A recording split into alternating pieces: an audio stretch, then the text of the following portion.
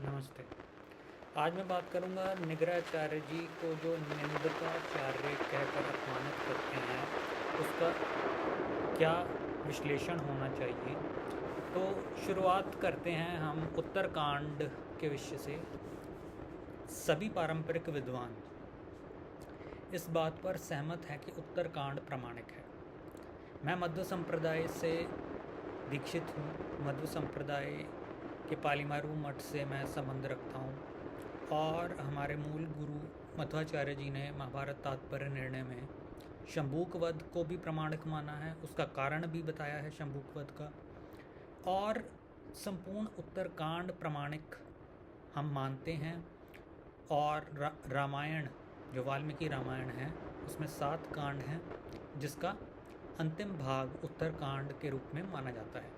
निगराचार्य जी ने इसी चीज़ की रामभद्राचार्य जी पर टिप्पणी की और यदि आप उसे मानना चाहें तो निंदा की कि उन्हें यह नहीं कहना चाहिए कि जो उत्तरकांड है वो प्रक्षेपित है या प्रक्षेप है, इंटरपोलेशन है, ऐसा नहीं कहना चाहिए। क्योंकि जो मेरा मानना है, निगराचार्य जी का कहना ये है कि जो भी हमारी परंपरा में किसी भी कारण से विघ्न आता है उसे हमें टालना चाहिए, उसे हमें हमेशा के लिए समूल नष्ट करना चाहिए। जैसे कि बहुत बार हमारे शास्त्रों में कोई प्रक्षेप नहीं पाया गया और उसकी किसी सच्ची घटना को निकालने के लिए हमारी जो वैदिक सनातन हिंदू परंपरा है उसको उसमें कमियां लाने के लिए ये कह देना कि ये हिस्सा नहीं है।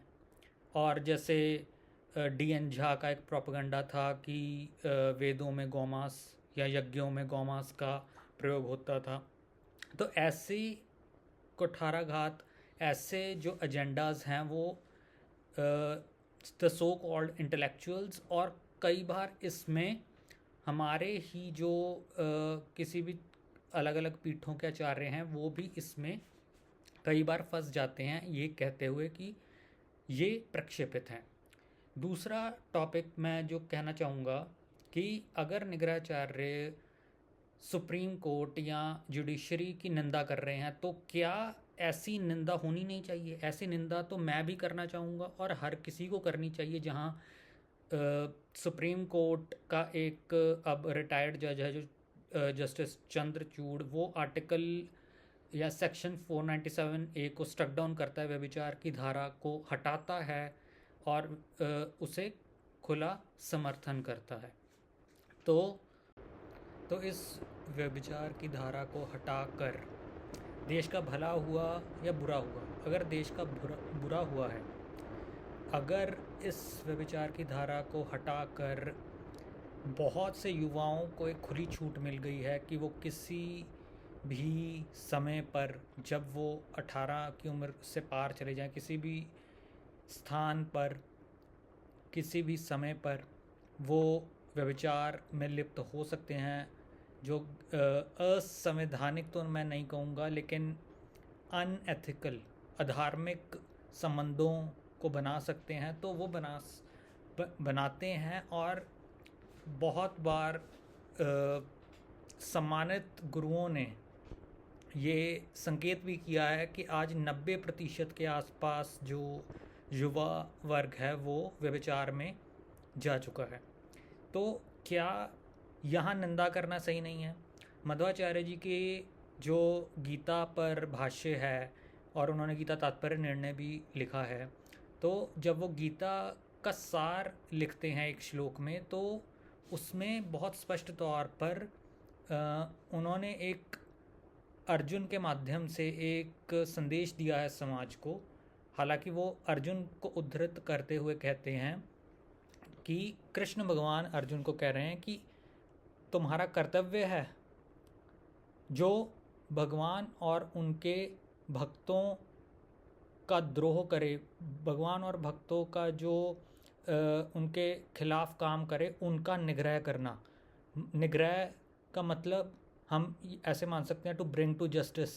तो अर्जुन ने तो जस्टिस तक लेके आए उन सभी दुराचारियों को युद्ध में, तो आज के समय में निगराचार्य जी का भी यही कर्तव्य है कि to bring to justice all evil doing people, all people putting damage to dharma, to Sanatan dharma, और वो ही निगराचार्य कर रहे हैं। तीसरा पक्ष जो मैं लाना चाहूँगा, जो वो कहते हैं कि जो हमारे मठ हैं वो व्यभिचार के अड्डे बनते जा रहे हैं, तो उन्होंने उस चीज़ को ऑब्ज़र्व किया, उसको देखा, और जब ऑब्ज़र्व किया उसको उन्होंने बताया। तो ऐसी निंदा का हमेशा फ़ायदा होता है जिससे कोई सुधार कर सके। जब भी वो किसी व्यभिचार की, किसी नशे की, समाज में जो फैलते अधर्म की, या न्यायपालिका में जो न्याय मिलना चाहिए उसकी बजाय जो अन्याय होता है उसकी, जब वो सामने लेके आते हैं इन बातों की, जिस बात की निंदा करते हैं उसी के माध्यम से सुधार हो सकता है, जिसे हमारे यहाँ कहा जाता है कि भय बिन होए न प्रीत। जब राम जी ने समुद्र लांघना चाहा तो समुद्र ने 3 दिन जगह नहीं दी थी, तो राम जी फिर जब गुस्से में आते हैं तब समुद्र प्रकट होता है, समुद्रदेव प्रकट होते हैं और उन्हें उनसे मतलब अपना संदेश देते हैं कि यहाँ राम सेतु बनाया जा सकता है।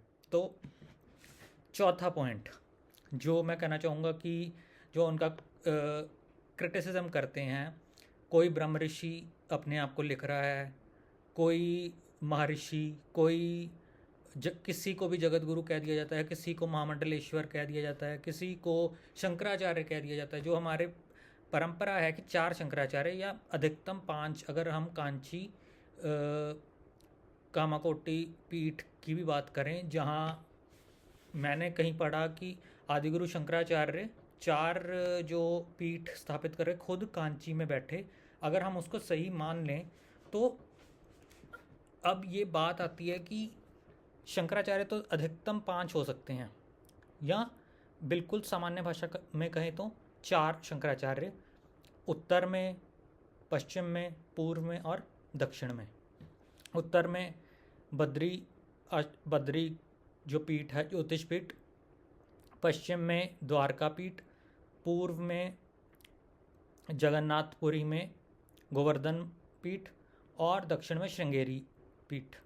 तो इसमें ये बात आती है और इसको भी ठीक करने की वो कोशिश करते हैं। तो निगराचार्य जी ने कहा है कि जो भी परंपरा प्राप्त संप्रदाय हैं, चाहे वो शांकर मठ, चाहे वो शंकराचार्य जी का संप्रदाय हो, या वो रामानुजाचार्य जी का संप्रदाय हो, या वो मध्वाचार्य जी का संप्रदाय हो, या वो वल्लभाचार्य जी, निम्बार्काचार्य जी, जो भी परंपरा प्राप्त संप्रदाय हैं उनका शोधन करने के लिए उन्हें निगराचार्य जी का एक निगराचार्य जी की उपाधि मिली और वो सत्यनिष्ठा से कर रहे हैं। तो अब जो आखिरी पॉइंट मैं लाऊंगा कि कई लोगों से, एक शिवांश नारायण द्विवेदी करके हैं, या जो अभिमुक्तेश्वरानंद सरस्वती जी के जो वकील हैं पीएन मिश्रा, उनसे उनकी कुछ रहता है। एक पत्रकार है संदीप देव, उनसे एक वो रही है। तो आप जब परंपरा प्राप्त शाक्त द्वीपीय ब्राह्मणों पर आक्षेप करोगे, उन्हें गौमांस भक्षक कहोगे, तो किसी भी, मैं सारस्वत ब्राह्मण हूँ, तो अगर मैं सारस्वत ब्राह्मणों पर एक मलिन टिप्पणियाँ होंगी तो मैं तो स्वाभाविक तौर पर उसका उत्तर दूंगा। तो निगराचार्य जी तो पूरे शास्त्रों को पढ़े हुए हैं, मतलब शास्त्रों का अध्ययन उन्होंने परंपरा से किया है, या अपने घर में अपने माता पिता की देख रेख में उन्होंने अच्छे से पढ़ाई की है, जैसे उनके वक्तव्यों में पता चलता है। तो जब उनको आप मलेच्छ कहते रहोगे, जो शक और शाक द्वीपीय ब्राह्मणों में फ़र्क होता है, शक अलग होते हैं। शकों को आप कह सकते हो कि वो एक निम्न कोटि में आते हैं, लेकिन शाक द्वीपीय ब्राह्मण तो अलग हैं। आप शाक द्वीपीय ब्राह्मणों को शक क्यों कह रहे हो? शाक द्वीपीय ब्राह्मणों को क्रिटिसाइज निगराचार्य जी को मतलब किसी भी तरीके से उनका आलोचना करने के लिए, निगराचार्य जी की किसी भी हाल में आलोचना करने के लिए आप पूरे के पूरे शाकद्वीपीय ब्राह्मण समाज को बुरा कह रहे हो। तो इसमें मैं ये कहना चाहूँगा कि इसका जो सारभूत तत्व है, मैं फिर से मध्वाचार्य जी का वो ही संदर्भ देना चाहूँगा जो वो अर्जुन को कहते हैं, और अर्जुन के माध्यम से वो पूरे समाज को कह रहे हैं कि हमें एक सज्जन को निग्रह करना चाहिए किसी भी अधार्मिक तत्व का।